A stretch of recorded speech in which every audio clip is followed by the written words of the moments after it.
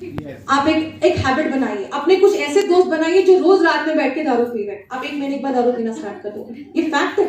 आप जैसे लोगों के साथ रहते हो, अभी आप कैसे लोगों के साथ रह रहे हो जो महीने का 2 लाख 3 लाख 5 लाख कमा रहे हैं, आपकी सोच में वो चीज आने लगती है। और याद रखिएगा, हो सकता है आपको 1-1.5 साल हो गए हो, अभी आप ज्यादा पैसा नहीं कमा रहे हो, लेकिन आपकी सोच में तो है कि 2.5 लाख कमाया जा सकता है, आप कमाओगे जरूर।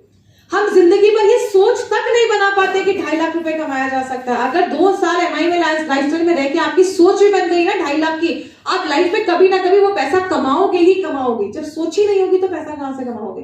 एंड लास्ट में, डेवलप योर कम्युनिकेशन स्किल्स। बोलना सीखिए। कुछ लोग टोटल 100% अपलाइन पे डिपेंड करते हैं। एक सर ने मुझे बोला, मैडम मुझे ना 3 महीने हो गए एमआई लाइफस्टाइल में, 2000 का चेक आया है। मैंने बोला प्लान लगाना आता है? बोला नहीं। मैंने कहा प्रोडक्ट के बारे में पता है? बोला नहीं। मैंने कहा 2000 में 2 रुपए रखो, बाकी का पूरा पैसा अपलाइन को रिटर्न कर दो। 2 रुपए भी लेने के लायक नहीं हुए हो। आपको बिजनेस के बारे में प्लान नहीं पता है, प्रोडक्ट नहीं पता है, ये कोई स्कीम थोड़ी ना है कि बैठे बैठे पैसा आएगा। सीखो तो कम से कम प्लान क्या है, बिजनेस क्या है। आप जब तक सीखोगे नहीं, पैसा नहीं आएगा। तो अपना कम्युनिकेशन स्किल डेवलप करिए, बोलना सीखिए, प्लान लगाना सीखिए, तभी जाकर इस बिजनेस में आगे बढ़ेंगे।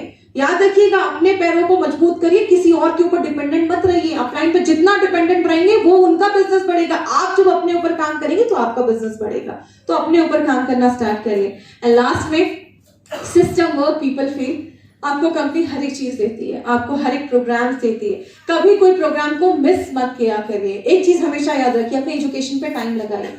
ये 200 रुपए की ट्रेनिंग शायद आपके बिजनेस को बढ़ा सकती है, लेकिन कभी भी कोई प्रोग्राम नहीं, सिस्टम के साथ जो काम करता है वो लाइफ में कभी फील नहीं होता है। कुछ लोगों को ही हो जाता है मुझे सब आता है। कोई ऐसा इंसान नहीं जिसको सब आता है। आज तक मैं भी पढ़ाई करी और मैं भी हमेशा बोलती हूँ मुझे कुछ नहीं आता, मैं आज भी पढ़ाई करूँ, मैं आज भी स्टूडेंट हूँ। तो एक लर्निंग एटीट्यूड हमेशा रखिए, सीखने की भावना रखिए।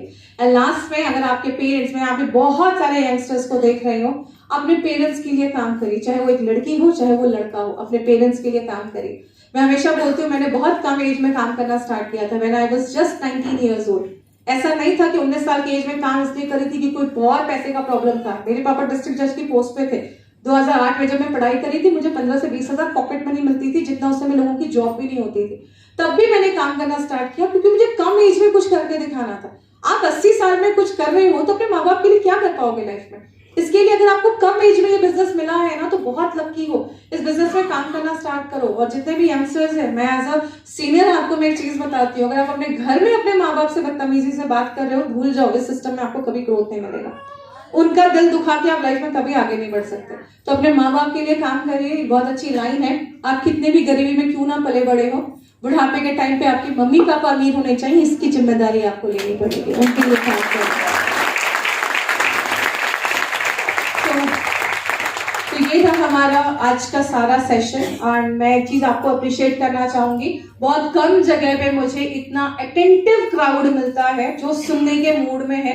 इसीलिए आज मैंने भी बहुत सारी चीजें आपसे एक्स्ट्रा बात की जो नॉर्मली मैं बहुत, मेरे पे क्राउड पे डिपेंड करता है। अगर मुझे लगता है कि क्राउड सुनने के मूड में है तो मैं भी अपने फुल फॉर्म में आ जाती हूँ।